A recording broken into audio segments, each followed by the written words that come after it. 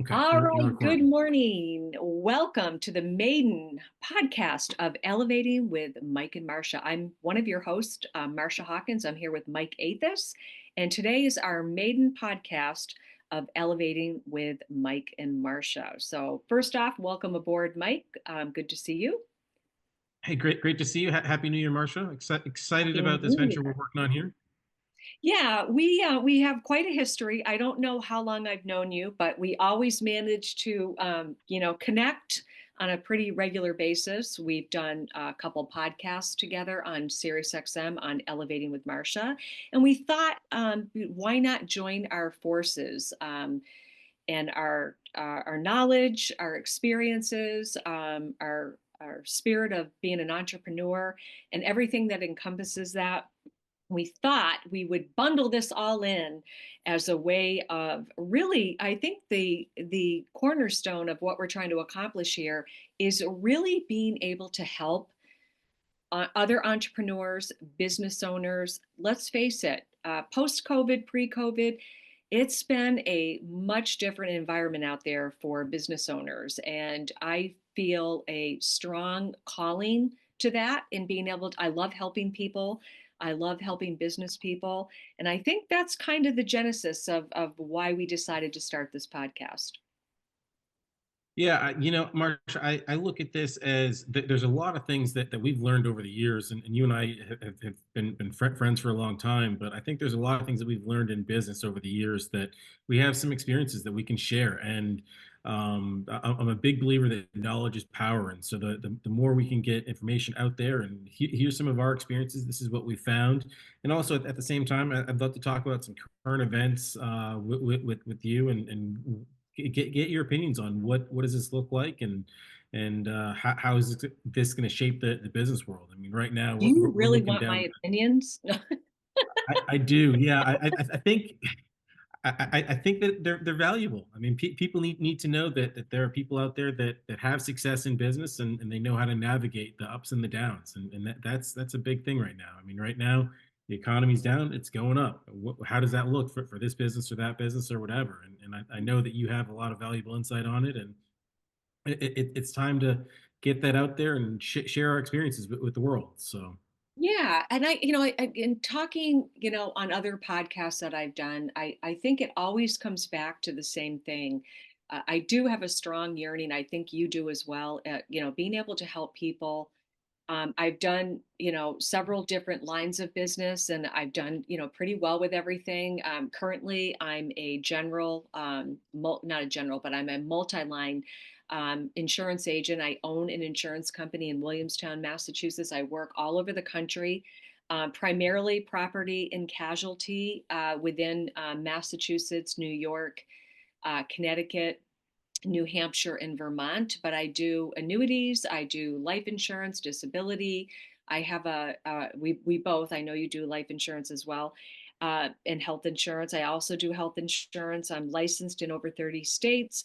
But it's funny how much insurance weaves into the whole business matrix because you obviously have to have it, but it's afforded me an appreciation of not only as being an agent, but also being a consumer of insurance and being able to educate my clients on, the types of insurance that they need. I love doing tax-free retirement plans through an index universal life policy.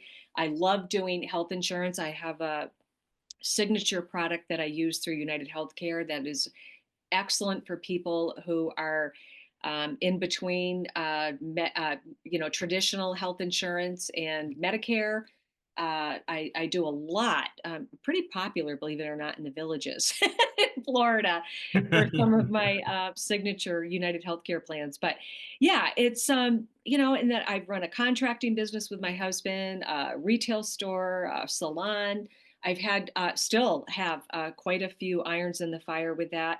But I think the insurance and my marketing, my online marketing, and just traditional marketing, I am extremely old school, and I really try to convey that to all of my clients, and really get them, in a perfect box, if you will, on one-stop shopping for your startup for your business. And I love helping people kind of, conceptualize a business idea, put it into a business plan, and then execute it and get them going. Because you can be, and I'm sure you'll agree with this, Mike, you can be really good at what you do, whether it's insurance or auto body or whatever it is, a restaurateur, whatever.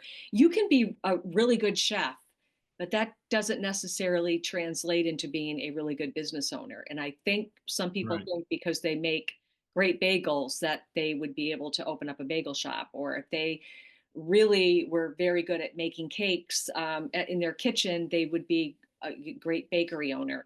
And it doesn't always translate that way. Agreed? No, I definitely don't think it translates. And as you're talking about that, and I guess with my background, it's heavily insurance based, and so I've spent my the last 14 years building up a large scale life insurance agency, and that's my primary bread and butter. And then I've incorporated health insurance into it, but I've always played around with other things on the side, right?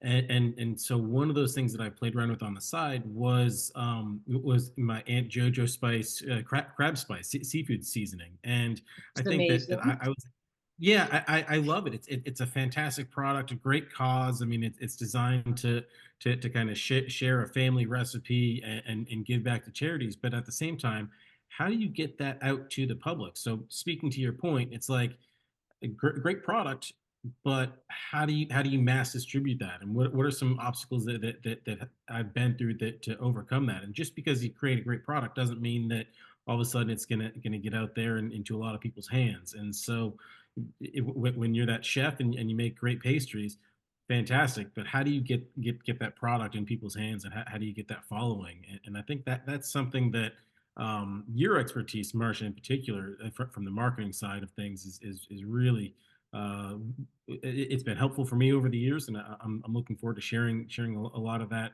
insight with more people on this podcast. Yeah, because I think I'm for me, this is just my own personal opinion. I'm kind of done with the online influencers and the Instagram ads and the Facebook ads. And if you even mention a word around your phone, your feeds are gonna be flooded with that particular thing. I'm just my big joke is when I was on doing supplemental insurance added to the health insurance, and I would have to say it covers organ donation, organ And your phone is replacement. popping up with all the organ Well, donor. no, it's even worse than that. I got an ad. I kept getting an ad on my Facebook feed for an organ donation cooler from Amazon. I Oh was boy. like, yeah, and that's kind of where I was really put on my heels. The internet, you can love it and hate it. One of the things I was Yeah. talking with a colleague earlier about was I can't mention the carrier, but one of the personal line carriers that's very well known, the technology that they're using and what they do. This is kind of fascinating, actually. They fly a commercial airliner across the country, back and forth, every 6 months, and they videotape everything. So when I go to put in a homeowner's quote, they, I all of a sudden the whole house just appears before my eyes on my screen. Wow. My Yeah. joke was if you had a pimple on your face, they would know it if you were in your yard. The technology and the precision of this technology is unbelievable. And while it's good, it's kind of scary, but it's, Sure. I love the internet. I love everything about it. I think AI, I don't know, I'm kind of on the fence about that in terms of the scariness of it, for the lack of a better word. And yet I get it because you can utilize it and it's great, but it's also scary. The internet, I just think there's so much saturation. But I think in the next 3 to 5 years, I think we are going to be amazed at the different direction that we go. I mean, if you look back maybe even 10 years where blogging was a thing and Google AdWords and pay per click, and and it's video marketing, SEO, like everything just seems to be evolving. And as an entrepreneur, one of the things I have really started to embrace and recognize, I'm really allocating a good chunk of my day to sharpening my skates, if you will. I'm really trying to go on, take some classes, and really just stay up on it, because if you don't, you will be left behind. And I feel bad when I go in to talk to a marketing client. I'm always really shocked at the old tactics that they're using to market their business. And a lot of it is they don't know, they don't want to know, they want somebody to take care of it for them. So, as a marketer, I really have to be on my game in terms of what I'm going to be able to offer these clients, because there's somebody just waiting to take their money and really not offer anything to them because they know they don't know, and I would never want to be that marketer. There's a ton of that out there. I mean, and even if you go back into the bots that do the SEO marketing on website, I mean, all that it's garbage. But at the same time, you mentioned something that was really interesting, like the self development and improving your skill set on a daily, weekly basis has been something that, for me, at least in my professional life, and this is coming from, like, I was an English major in college, and so you'd think I would love to go read books, but it's actually the opposite of that. I really struggle with reading books, but what I found is that I need to constantly be self-developing and self-improving just to stay on top of the game and to have that edge. And so the more I can get out there and learn about various topics, and marketing could be that topic, or it could be just connecting with people. That right now I'm reading a book that's Never Eat Alone. Is a book that I'm partially through, and because I'm interested in how do I connect with people, how do I bring business to the next level and provide that extra value. So having that self-development, it's a constantly changing world right now. AI is something that you just mentioned, and it's funny. I thought I was on top of the game about 6 months ago with an AI software that was able to do a lot of marketing for my insurance business. And no sooner than about a month later, I feel like every single email that I was getting is all AI generated, and every single correspondence that I was having, it's AI generated. And so it changes so quickly that you got to stay on top of what's going on. And so that self development is a big piece of it. Um, because AI is great, it can do great things, but I'm also a product of the 80s and 90s. And so I also look at, like, the Terminator movies, and I'm like, oh my gosh, where is this going to end up with? I mean, are we going to have robots running the world? I don't want that. But at the same time, I think that if we can figure out how to point AI in the right direction, for a Mhm. good deal. I mean, it Yeah. still needs that human backbone on the back of it. So to, Well, to I think interpret and the figure it out. technology side of it really needs to be about 25% of it. I think the other 75% has to be the actual business person providing, a quality product with supreme customer service, whether it's a product, service, whatever it is that you're offering. And I'm kind of the belief that that's kind of gone away. I love the book by Mike McAllowitz called The Toilet Paper Entrepreneur. It's a quick read. Yeah. I Yep. Great actually one. met Mike through a previous colleague of mine, and my colleague gave me the book. He said, "This reminds me of you." His philosophy reminds me about what you say all the time. And if you look back in time, and I wanted to delve into this a little bit because I think at the root of everything that we're trying to do, it's really to help business owners. And I think there's just a couple of key points about being a business owner. A couple of things being like time management, having that burn in your belly, being able to get up every day and understand that if you want to make massive amounts of money, you got to put a massive amount of effort into it. I was talking to a colleague earlier, and he was saying, "Yeah, it looks like moving forward, most of us agents are going to have to put in." 12 hours instead of our typical 5 or 6. And I was like, I work way more than that. But that's, some of them, that's what they do. Some, they're able to do that. Good for them. I have not, I don't have that luxury. And that's because I impose that upon myself. I don't like ending my day with stuff left over that I need to do tomorrow. But that's another podcast. But getting It's a back great to, podcast. We'll do that yeah. one. But there's something, for what I believe in is, I think, time management, being able to multitask with good time management, being able to, organize your day. And I know that goes back to time management. But what I mean by that, but like setting your day up for success every day. And, I've said this for years, what the mall did to Main Street America, the internet did to the mall. And go to any mall now. I mean, any, smaller mall. Some of the metropolitan areas, the malls are still thriving. But, Yeah. locally, where our local mall is, it's nothing but, fitness gyms, virtual bowling, go-kart racing. I mean, they're just these cavernous. I put my office in one of those for years.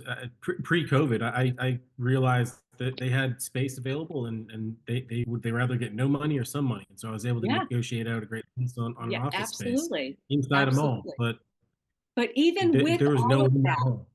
yeah, but even with all of that, you still have to be able to connect with your customer, client, or patient. So for me, people, my colleagues are aghast that my cell phone number is on all of the invoicing and all the correspondence that go to my clients. I have a pretty large book of business, and I'll have clients call my cell phone on holidays and evenings, Sunday, Yeah. Saturday. And the other agents are like, "Why would you do that?" And I'm like, "Well, there's a little dirty secret in the insurance industry that a lot of these smaller agencies have been bought out by much larger agencies, and now you have a minimum of 5 prompts before you actually get to an actual, person. And they're not an agent, they're just a customer service representative, which are wonderful Yeah. people and can help you. But if you're really looking for some hardcore answers or solutions, you want to talk to an agent, and you want to know what you're up against, especially if you're starting a business and you need business insurance or something. You want to talk to an agent. So in summary, I just really feel that, have you ever gone, this is funny. Have you ever gone to a restaurant and you think, why did these people open this restaurant? Like, it looks okay, everything, but the food's not really that great. They're using frozen Yeah. food. And it's like, I sometimes, and not that I'm a chef by any stretch of the imagination, but if I'm going to pay for food and service in a restaurant, it better be good, because otherwise I would just eat at home. And I'm Well, always it's funny. surprised. I was just talking.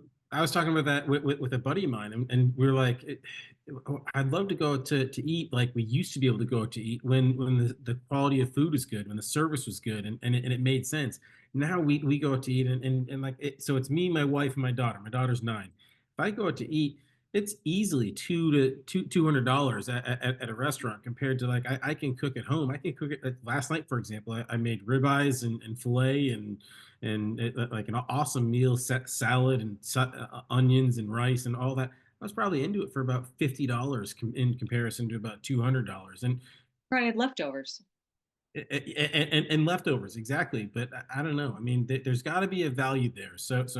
I didn't mean to cut you off, but it's one of those things that you gotta have a burning purpose, and a lot of these restaurants that I've found just don't have that. They just want to put out whatever they can do to do the bare minimum with it, and it's not fun Do you know anymore. that I can count on one hand, 5 fingers, the amount of people, or restaurants, not people, restaurants that I'm aware of, that people bought it because they were a frequent visitor to that restaurant, found out the owner wanted to sell, and thought, I'm just going to buy it. Have Yeah. no restaurant experience at all. And I can tell you where those restaurants are headed. And again, I'm I'm sure. just kind of getting back to, the genesis of all of this is that, if you want to be an entrepreneur and you want to start a business, and it's good to talk to people or listen to podcasts like this to kind of identify if you have, that matrix, that common set of characteristics that you truly need. Now, mind you, there's some things that you are going to need that you are not, may not be good at, but that's when you delegate that out. For example, marketing, or If you're not really good at cooking, but you're very good at business, you need to hire a good chef. And yeah, but I'm just, again, I'm astounded how many times I will go into a restaurant and I think, why serve this kind of food? I can make better at home.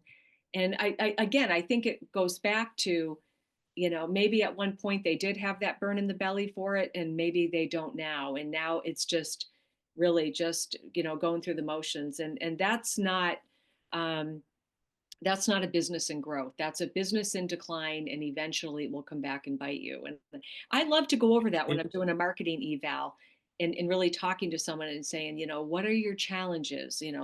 What can I help you with? What is your biggest thing? I would say 90% of the time they're like, I just don't know how to do this online stuff. And I'm like, well, that's what I'm here for.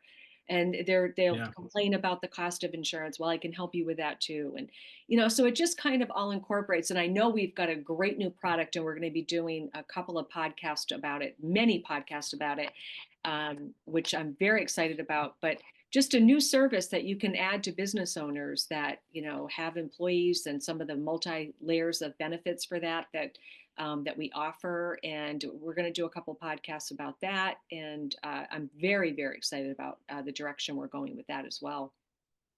Yeah.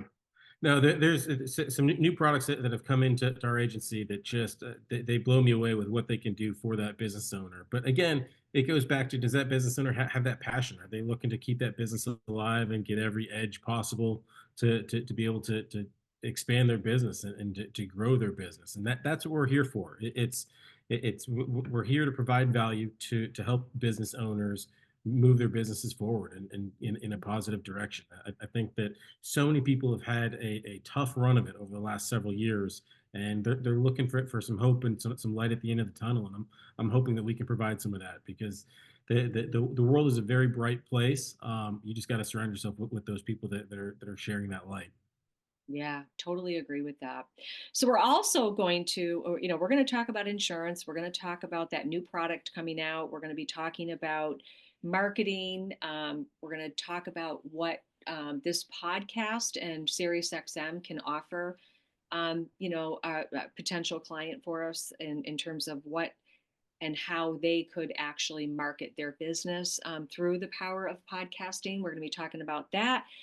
And I would be out of my mind if I didn't talk sports. And we're going to be talking about politics, and not in that has such a negative connotation to it. I don't mean it that way, but not politics in the traditional sense, but in how kind of politics kind of plays into your business model, if you will, and how Yeah. I think some people think one way in terms of what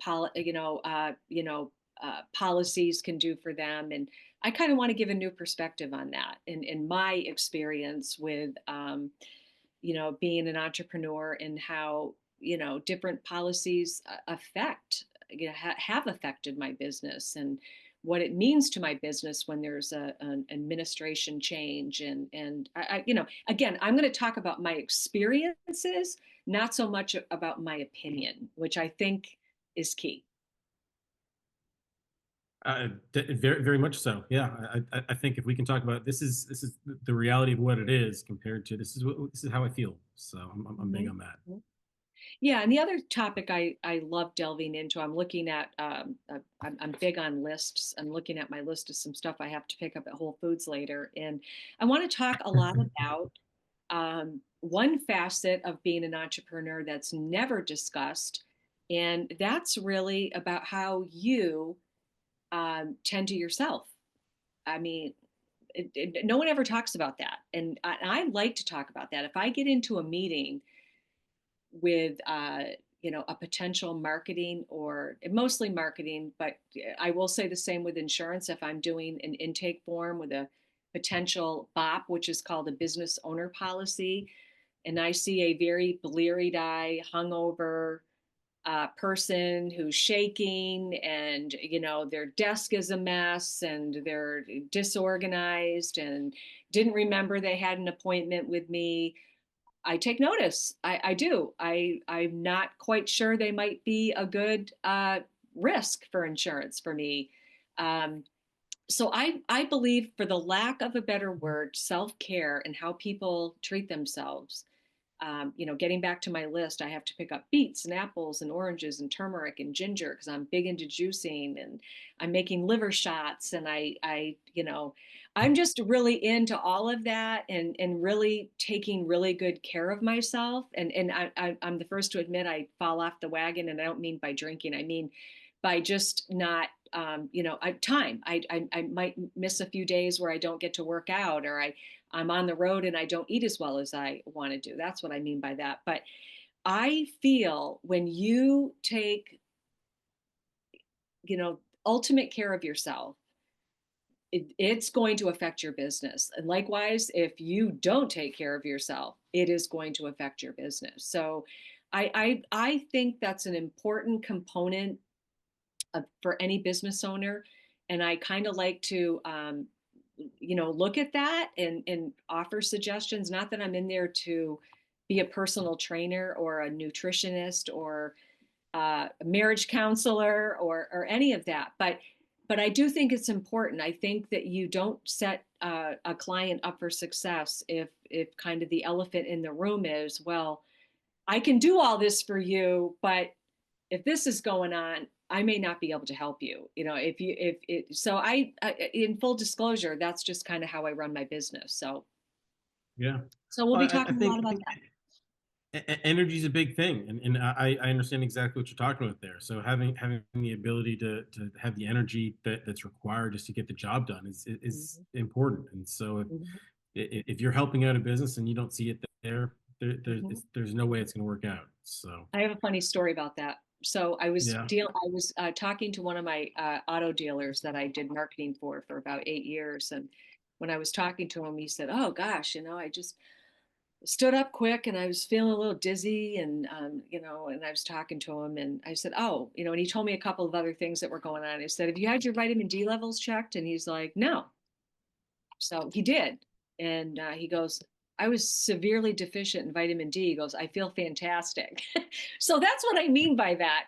Just my husband will tell you I'm probably too observant, but when I observe something that I feel I may have a solution for, and again, if I walk into an appointment and, someone is, exhibiting signs of, severe issues, no. Am I going to tackle that? No. But if they sincerely want my help and my expertise with marketing and insurance, that might come up. I mean, I may or may not address that. It depends on the audience. If there's no audience for it, I wouldn't. But it is an important part, and I just, our listeners, I will, and we will be doing some podcast about just some things that you can do to physically, mentally, emotionally have your head in the game, and your physical self in the game, because I think it's part of that matrix that I go back to. If that's missing, and you're unhealthy, and you're tired and you're not sleeping well. I'm very much into restorative sleep, and got a couple of tips on that as well. But if a lot of that's missing, I feel like I could be the best marketer in the world. I may not be able to help you if you're sabotaging it with really bad habits. So we're going to talk about that. It's the elephant in the room, Yeah. in my opinion. Yeah, well, I think that there's always going to be a lot of elephants in the room, and I'm excited to delve into that with you, and we can address them as we've seen them, and share those fun stories on this happened and that happened, and this is why we believe what we believe. So I think Absolutely. ultimately this podcast is going to be there to inspire people. It's going to be there to show people some great tips and tricks to drive their businesses forward. And so I'm big about on making that happen, and I'm excited to have that journey with you. Absolutely. All right. Well, tune in to the next edition of Elevating with Mike and Marcia. I'm your host, Marcia Hawkins, along with Mike Apis. For any inquiries, you can text me at 413-374-2100 if you'd like information about the show. And Mike, why don't you give them your number? Yeah, my personal cell is 703-309-5543, and you can also reach me at mike@bluewavefinancial.com. So either way works great. Yep, and Marcia at marciahawkinsagency.com. And that information will also be in the text that you are viewing this or listening to this podcast on. All right, until next time, make it a great week.